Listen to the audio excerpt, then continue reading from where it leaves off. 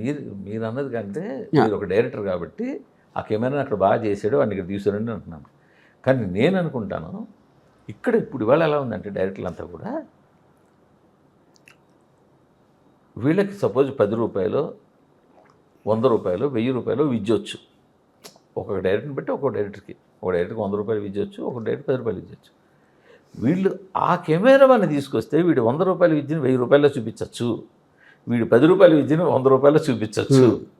అవును, ఎందుకంటే వాడు పెట్టిన యాంగిల్ వాడు పెట్టిన షాట్ కెమెరామెన్ అందరు కదా, అందరూ బలి తీసాడరా అంటారు కదా. అవును.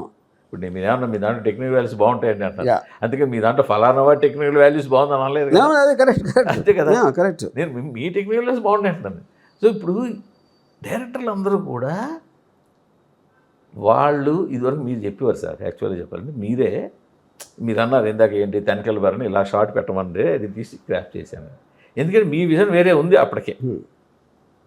అదే కనుక మీకు ఆ విజన్ లేకపోతే మీరు 5 కోట్ల కెమెరామెన్ హైర్ చేసుకుంటారు. కరెక్ట్. ఆ 5 కోట్ల కెమెరామెన్ వచ్చి వాడు కనుక ఇలా తలకింద దిగాలంటే మీరు యాక్సెప్ట్ చేస్తున్నారు ఇవాళ. సో ఇప్పుడు ఇంకొక ప్రాబ్లం ఏంటంటే డబ్బులు ఖర్చు పెట్టించేవాడు డైరెక్టర్, ఆఫ్ కోర్స్ హీరో కూడా. ఖర్చు పెట్టేవాడు ప్రొడ్యూసర్. ఖర్చు పెట్టేవాడికి ఏమీ తెలియదు.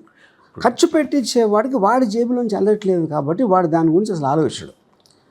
అలా అని తన ఫ్లాప్ తీయాలని తన ఉద్దేశం కాదు. తను ఏం అనుకుంటాడు, అరే అమ్మ ఈ సినిమా వస్తే బాహుబలిని మర్చిపోతారు, ఈ సినిమా వస్తే పుష్ప 2 అవుట్ అయిపోతుంది అని అనుకుంటాడు. ప్రతి చిన్న సినిమా తీసే డైరెక్టర్ కూడా అనుకుంటాడు. అది డైరెక్టర్కి ఉండే ఒక బుద్ధి, నేను చెప్తున్నా. అప్పుడు మీరు ఈ సినిమా మ్యాక్సిమం రికవరీ మీరు 20 కోట్లు ఉందంటే మీరు 30 కోట్లు ఎందుకు ఖర్చు పెడుతున్నారు? మీ మనసులో కోరిక ఏంటంటే అరే ఆ సినిమా 100 చేసింది కదండి, మన దానికన్నా బెటర్ కదా, ఇదైతే 120 చేస్తుంది. అప్పుడు 120 చేస్తున్నప్పుడు 30-40 కోట్లు ఖర్చు పెడితే ఏంటి? అది that is the actual psychology. That is the problem. చేస్తున్నాడు 30-40 అంటే నాకు ఒక సంఘటన గుర్తొచ్చింది. ఒక పెద్ద హీరో పెద్ద సినిమా చేస్తున్నారు. అప్పటికి ఉన్న మార్కెట్ 80-90 కోట్లు టర్న్ ఓవర్ అవుతుంది బిజినెస్ మొత్తం మార్కెట్ అనుకుంటే, అది అనుకోకుండా 120-130 కోట్లు అయింది మార్కెట్. అరే 120-130 కోట్లు మార్కెట్ అయింది కదా అని హీరో డైరెక్టర్ని ప్రొడ్యూసర్ని పిలిచి, ఇంత అవుతున్నప్పుడు మనం దీనికైనా మంచి ఎలిమెంట్ యాడ్ చేస్తే బాగుంటుంది, కానీ ఇంకా బాగా అవుతుంది, దీనికి ఏదైనా ఒకటి రాయండి అని చెప్తే ఆ డైరెక్టర్ వాళ్ళు బుర్ర కింద పెట్టిన 10-12 కోట్ల ఖర్చుతో ఓ సీన్ రాశారు. ఆ సినిమా డిజాస్టర్.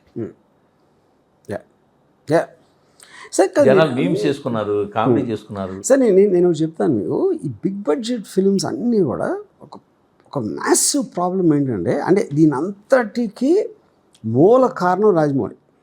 Not intentionally. ఇండస్ట్రీలో ఎంత డబ్బులు పోవడానికి one of the main reasons is Rajamouli.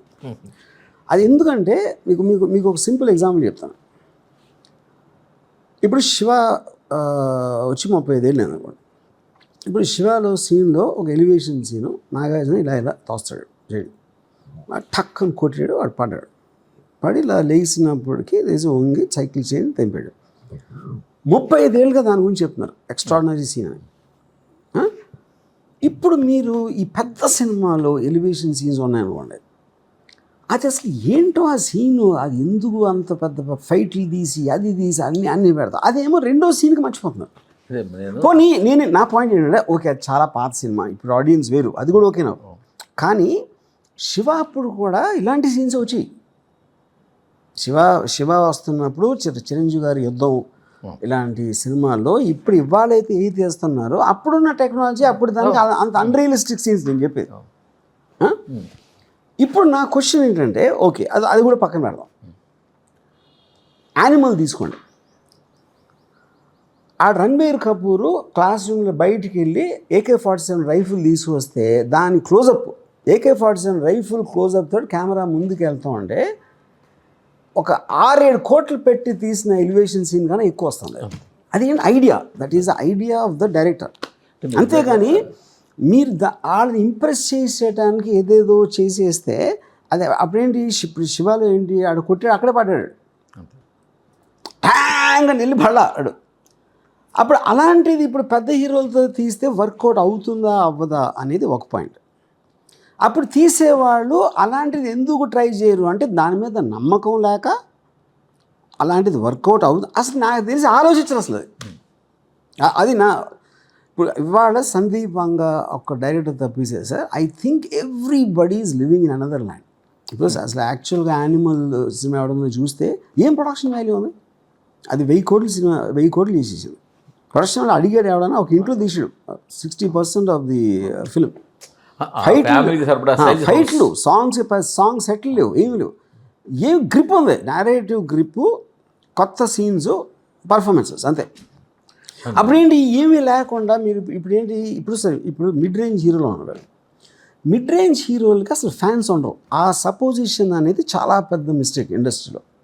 ఇప్పుడు టాప్ ప్రభాస్, మహేష్ వీళ్ళందరూ 5-6 పక్కన పెట్టేస్తే ఈ మిడ్ రేంజ్ హీరోలు ఏం చేస్తున్నారంటే వాళ్ళ కోరిక ఏమో పెద్ద సార్ అవ్వటానికి మనం ఎంత ఖర్చు పెట్టిస్తే అంత పైకి వెళ్తామని అనుకుంటారు. ఇప్పుడు మిడ్ రేంజ్ ఫ్యాన్స్ ఎందుకు ఉండరు అసలు?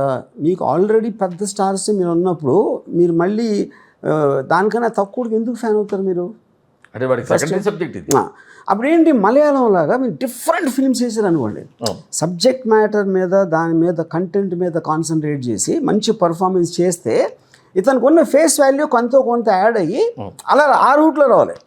మీరు వాళ్ళు క్లోజ్, వాడు 500 కోట్లు తీసాడని మీరు 50 కోట్ల సినిమా తీసి మీ మార్కెట్ 10 కోట్లు లేనప్పుడు ఈ 40 పోయి అది అక్కడ ప్రాబ్లం. వీళ్ళు ఏం చేస్తున్నారు, ప్రభాస్ లాగా ఫైట్లు చేస్తారు వీళ్ళు మిడ్ రేంజ్ వాళ్ళు, slow motion shots, dance steps, ఇది అది డైలాగు, ఇంటర్వెల్ బ్యాంక్ ఇవన్నీ పెట్టుకుని, ఇది నాకు తెలిసి ప్రపంచంలో ఎక్కడ జరగదు except here only. Of course I'm sure మలయాళంలో అయితే జరగదు, తమిళ్